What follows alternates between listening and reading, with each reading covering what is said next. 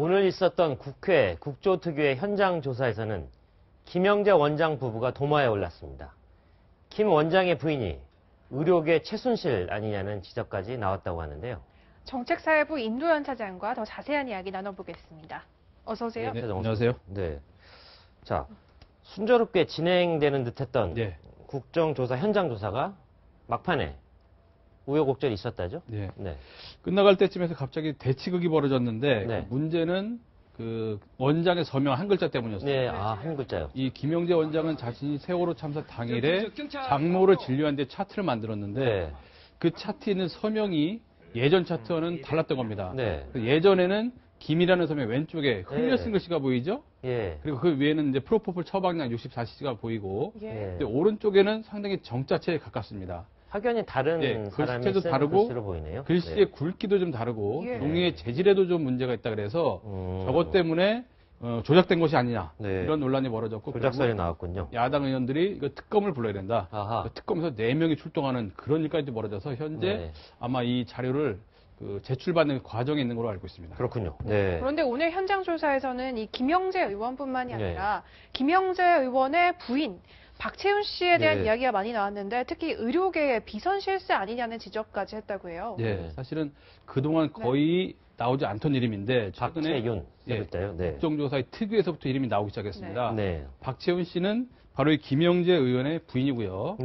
또 위층에서는 김영재 원장이 성형외과를 운영했고요.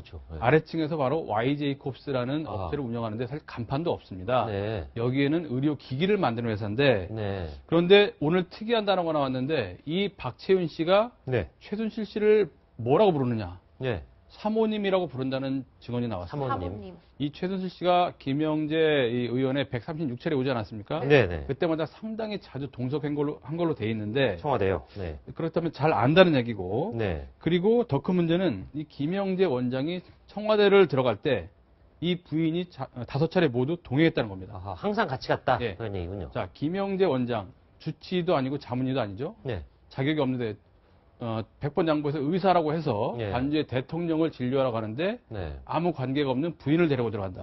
이해가 가십니까? 잘 모르겠는데요. 전혀 납득할 수 없는 그런 동행인데 문제는 여기에 또 있습니다. 들어갈 때 자신들의 가족 기업 좋은 제이콥스 말도 어렵죠? 여기서 만든 화장품을 가지고 들어갔습니다. 뭔가 세일즈하러 갔다는 얘기인가요? 자, 이해할 수 없는 부부가 나란히 들어가면서 화장품을 가지고 와서 대통령을 만났다. 과연 여기서 무슨 대화가 오갔는지 상당히 궁금해지는 대목입니다. 직접 한번 들어볼까요? 그 말씀드리려고 하는 건 아닌데. 이야기를 안 하셨어요, 오전에. 대강 몇 회 정도 갔습니까? 10번 이상? 아니요, 그 정도 가지는 않습니다. 한 5번 정도? 그 전후로 갔을 겁니다. 그럼 5번 다 피부 관련된 문제만 보셨습니까? 한 번은 저희가 화장품을 저희 걸 아까 공급해서 쓰고 계시는데. 그렇죠. 그러니까 화장품을 가져갔다는 말씀을 방금 하셨는데 그 이야기도 다시 나오나요? 그렇다면 결국은 김영재, 박채윤 부부가 대통령 순방에 한 번은 비공식적으로 따라갔고 2번은 공식 수행단에 포함이 됐습니다.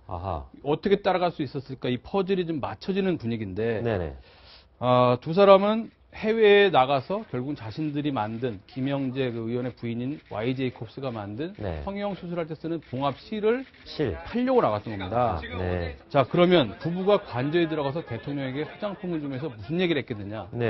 결국은 이 수술용 실을 해외에 판매할 수 있게끔 도와달라는 말을 했을 가능성이 크고요. 이 얘기를 들은 대통령은 안종범 수석에게 도와주라는 말을 했을 가능성이 큽니다.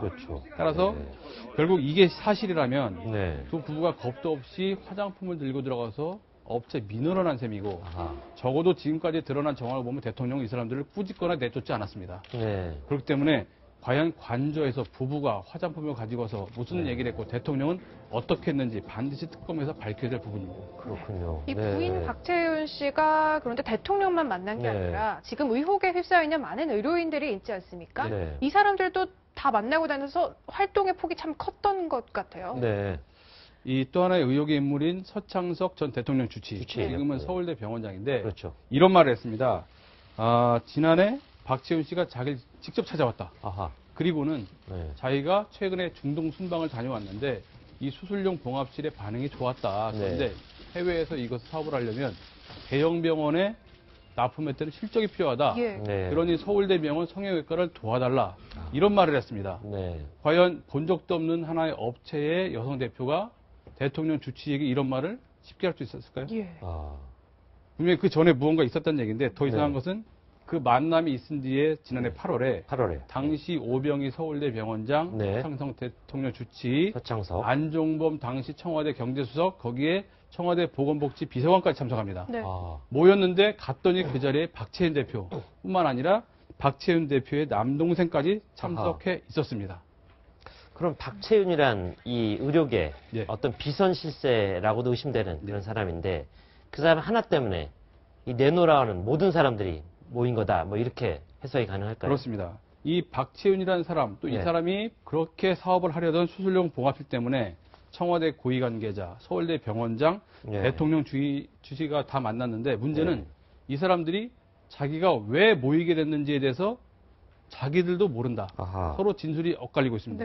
누구는 서울대가 불러서 나왔다. 누구는 청와대가 연락해서 나왔다. 서로 진실공방이 벌어지고 있는데 어쨌든 안종범 수석은 자기 개인의 의지로는 나오지 못했을 겁니다. 분명히 아마도 대통령으로부터 화장품을 받았던 대통령으로부터 무언가 도와주라는 지시를 받았을 가능성이 있고 또 박채윤의 이 대담한 로비 때문에 3명이 모였고 또 최근에 이틀 전에 나온 얘기인데 특검에서는 정호성 비서관과 이 박채윤 대표가 통화한 음성 파일까지 확보한 걸로 돼 있죠.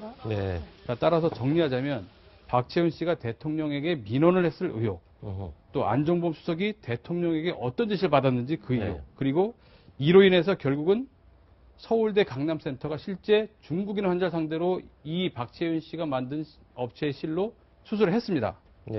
그리고 박 씨가 최순실 씨를 사모님이라고 불렀다는 것은 둘이 매우 가까웠다는 얘기인데 결국은 박채윤 대표가 관저에 화장품을 가지고 갈 수 있었던 것도 최순실 씨의 연결고리가 아닌가. 이런 의혹들이 한두 가지가 아닙니다. 따라서 지금까지 드러난 것만으로도 이 박채윤 대표는 의료계의 최순실이다. 이렇게 봐도 무방할 것 같습니다. 굉장히 복잡하게 얽혀있는 먹이 사슬로 보이는데요. 분명한 건 김영재, 박채윤 부부, 그리고 최순실, 그리고 청와대까지 어떤 커넥션으로 연결된 거 아닌가 하는 충분한 의심이 가능할 것 같습니다. 지금까지 정책사회부 임도연 차장이었습니다. 수고했습니다. 고맙습니다. 감사합니다.